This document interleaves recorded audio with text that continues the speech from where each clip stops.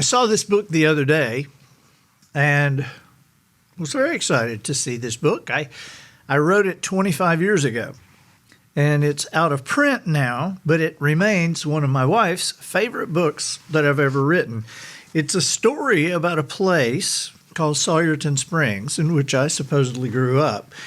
And when I say it's a story, it's a bunch of short stories that connect to each other, right? I mean, it's about different characters in the town, but they all appear in each other's stories. Some of them are about my friends and me as a child, and then some of them are about what's going on in Sawyerton Springs right now. But I thought that I would read you a story out of it, read you a chapter, and just so you know, we do have some of these left.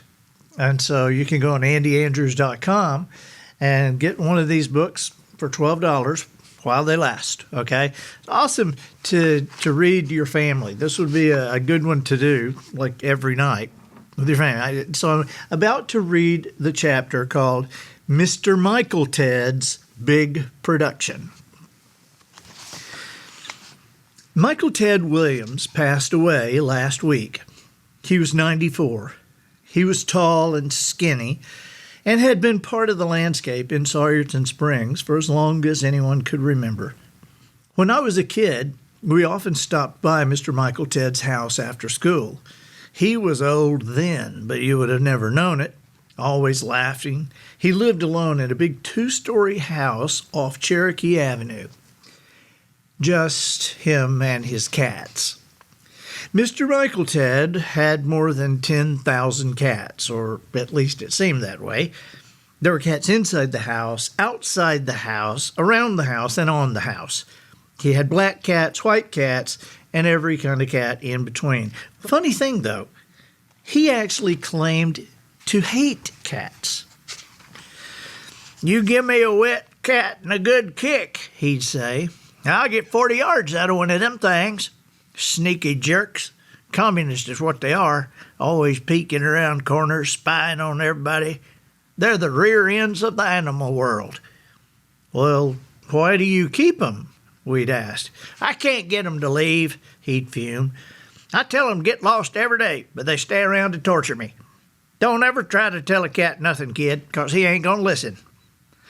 For all the talking Michael Ted Williams did about hating the cats, he never adequately explained to anyone why he bought 50-pound sacks of cat food, or why he made toys for them, or why he let them all sleep inside when it was cold. There was one place in his house, however, where the cats were not allowed. It was an area the whole town knew about because most of us had been through it. We younger people thought it was very cool, but its very existence caused most of the adults in town to think Michael Ted Williams was rather a nut. I'm referring to the Elvis room. Mr. Michael Ted liked Elvis Presley. No, strike that. Mr. Michael Ted loved Elvis Presley. He absolutely idolized the man. It seems strange to us that an older person would be so crazy about an entertainer like Elvis, but he was. "Bing Crosby and them, they ain't got a clue," he'd say. "Elvis does it all. He can sing, he can act, and he loved his mother." The Elvis room was at the end of the hall on the second floor, and it was a shrine. Hundreds of pictures were stacked on shelves, anchored by Elvis decanters or other figurines. Movie posters were on the wall. Fun in Acapulco, Girls, Girls, Girls, Viva Las Vegas, GI Blues, Clam Bake. I mean, they're all framed very nicely. By the door, a filing cabinet held all of Elvis's single records, which were still in their original jackets. 129 ticket stubs were neatly displayed on a table in the corner. Each stub was a reminder of a particular concert attended by Mr. Michael Ted. "That there's Elvis's scarf he wore in Louisville," he'd say as he showed someone through the room. "Real sweat on it, too. See that stain? Here's a popcorn bag from Tallahassee. Somebody threw it on stage. Elvis kicked it off. I caught it. I was right there, right on the first row. Every now and then, one of the kids in town would say something mean about Elvis just to get a rise out of Mr. Michael Ted. It always worked. Once, Jeff Dees made a comment about prescription medicine and, I believe, actually used the term druggy before finding his left ear wrapped around the old man's index finger. Elvis had migraines, Jeff was told, and suffered from several old karate injuries. And unless Jeff wanted to know firsthand how a karate injury felt, he was to keep his opinions about pharmaceuticals to himself. When Elvis died in 1977, Mr. Michael Ted left his cats in care of his nephew, Billy Pat, and headed to Memphis. We saw him drive out of town past the elementary school with tears rolling down his face. For 3 days he stood outside the gates at Graceland, paying his respects with thousands of others. He met a lady about his same age, Patsy Jones, from DeKalb, Mississippi. She had met Elvis once at a train station. Having missed her connection that night, she hadn't any money to eat supper. Patsy showed Mr. Michael Ted the $5 bill Elvis had given her for food, and as he held the bill admiringly, he asked why she hadn't spent it. She'd been too excited to eat, she told him. And besides, she added, it was the nicest thing anyone had ever done for me. When he got back to town, there wasn't a trace of sadness in Michael Ted Williams. Elvis was way too young to go, he explained. But the young fella had a good life. He helped a lot of people ease their loneliness, and I, for one, will always be grateful. We still got his music, so we still got him. From that point until his own passing last week, Mr. Michael Ted actually increased his obsession with Elvis, but in a happy way. He would travel hundreds of miles to talk to someone who knew the singer. He bought and traded more memorabilia and even held an Elvis dance every spring for the high school. Nothing but Elvis songs were played for the kids, who were all dressed like Elvis and Priscilla. Priscilla was, according to Mr. Michael Ted, the only woman Elvis ever really loved. About a year ago, Mr. Michael Ted started giving away his cats. I ain't real young anymore, and these fur balls need to be kicked around by somebody. Almost every person in town took a cat or two. We knew that he was preparing for the end. What we didn't know, however, was how prepared he actually was. I'll be stopping by the bank on the way into work, Billy Pat said to his wife Jenny at breakfast Wednesday morning. Everything is set, I think, but the will said that the funeral instructions were in a safety deposit box. As the closest blood relation to the deceased, Billy Pat Williams had been named executor of the estate. It was all very simple, actually. The house and lot were to become the property of the Methodist Church. The contents of the house were to be divided between friends and family, except for the Elvis memorabilia. It was all to be carefully packed and shipped to DeKalb, Mississippi, in care of a Patsy Jones. Billy Pat arrived at the bank shortly after they opened and followed a teller into the vault. He unlocked his box number, 30024, and inside he found an envelope marked Instructions. Slipping it into his jacket pocket, Billy Pat thanked the teller, left the bank, and drove directly to the only funeral home in Sawyerton Springs, Max's Mortuary. Max Reed, the mortician, met Billy Pat in the foyer, took the unopened envelope, and assured him that all would be taken care of. I'll call you after lunch with final details, Max said, but let's go ahead and set the service for Friday at 2 p.m. 10 minutes later, as Billy Pat walked into his office, his secretary held the phone out to him and said, Mr. Reed is on the phone. It must be important because he insisted on holding, and he has been holding for 7 or 8 minutes. Billy Pat wrinkled his eyebrows in a confused manner and took the phone. "Yeah, Max, this is Billy Pat. What's going on?" "Billy Pat, did you read the instructions your uncle left for his funeral?" "Well, no," Billy Pat said. "I'd never even opened the envelope." Max continued. "Did he by chance ever give you any idea of his plans?" "No, I don't think so." "Did Mr. Michael Ted's will say anything about the funeral?" "Just that his instructions were to be followed," Billy Pat said. "What's this all about, anyway?" "It's about the biggest send-off this town has ever had, or is likely to ever have. For God's sake, Billy Pat, get down here. You ain't going to believe this." On Friday afternoon at 2 o'clock, Bowman's Pond United Methodist Church was filled to overflowing. In fact, I believe it's safe to say that the entire town was there. Every man, woman, and child, even some people who weren't particularly close to Mr. Michael Ted. There existed an air of expectation one rarely experiences at a funeral. Near the casket were rows and rows of flowers.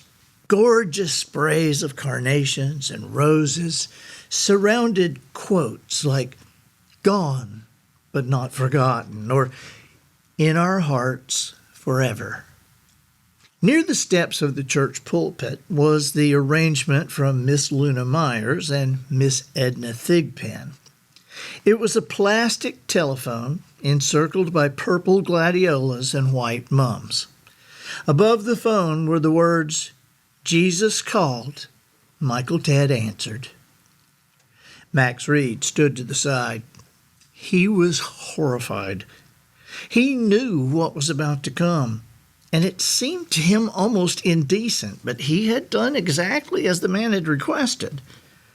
Pastor Wade Ward sat in his chair on the pulpit, crossing and uncrossing his legs constantly. He kept wiping his face with a handkerchief. Pastor Ward was nervous. Maybe it was the music "Love Me Tender" was playing in the background. New things always made Pastor Ward nervous, and today he was about to perform his first Elvis funeral. Max nodded at Terry Henley, who approached the pulpit to sing a song. "This is nuts," she thought. "A song like this at a funeral? Well, here goes." And she sang it slow, like she figured it should have been sung at a funeral. "You aren't anything but a hound dog, crying all the time. You aren't anything but a hound dog, crying all the time. Oh, you haven't ever caught a rabbit, and you aren't any friend of mine." You know, Terry sang the song. She wasn't happy about it, but she did it. It wasn't appropriate to use improper English in church, she felt, so she took the liberty of changing some words. "Well, they said you were high class, but that was not the truth." She also sang Heartbreak Hotel and Teddy Bear.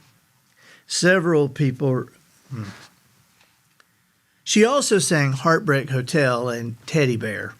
Several people snickered when she finished her last song and said, "Thank you. Thank you very much." Then it was Pastor Ward's turn. "Brothers and sisters," he began, "we're gathered here to mourn the loss of a friend. He was a very unusual man." Pastor Ward said later that was the only occasion in his ministry when the whole congregation amened a single statement. As he finished his prepared words about how wonderful a person the deceased had been, Pastor Ward paused to say a silent prayer of his own. "Dear God," he muttered, get me through this next part. Reading from a printed sheet of paper Max had given to him earlier, Pastor Ward said, "And now, ladies and gentlemen, the moment you all been waiting for, from Sawyerton Springs, Alabama, Michael Ted Williams." Max Reed pushed the button on a tape player and started toward the coffin. Bye, bye, bye, da-na. Bum, bum, bum, bum, bum, bum, bum, bum, da, da, da, da-na. As the music from 2001, A Space Odyssey, filled the sanctuary, Max slowly lifted the casket lid. Ba ba ba ba ba ba ba ba ba. As the lid opened, the mourners, if indeed they could have been called that, stood up and moved forward to get a better look. At the loudest part of the song, Max had the casket fully open, and as he stepped back, people broke into applause. There, amid the flashbulbs popping, was Michael Ted Williams. His hair had been dyed jet black. He was wearing fake sideburns and a gold tux. He looked good. In fact, that's exactly what everyone said. Doesn't he look good? He didn't look natural, but a few people said so anyway. Everyone did agree, however, that he looked exactly as he had intended. He looked like a 94-year-old Elvis Presley. It's an understatement to say that no one will ever forget Mr. Michael Ted. He was a great guy who provided us with laughter even after his own passing. One can imagine him chuckling as he wrote down the instructions for his own funeral, the most amazing production any of us had ever seen. There was one more time during the service in which the congregation applauded. It was out of respect and admiration for the old man. Applause is intended as an acknowledgement of a job well done, whether that job is a show or life itself. So the congregation stood as one, clapping and cheering as the casket was carried out of the church. And then, with a big smile on his face, Pastor Ward looked at the people and said, "Ladies and gentlemen, you can all go home. Michael Ted has left the building."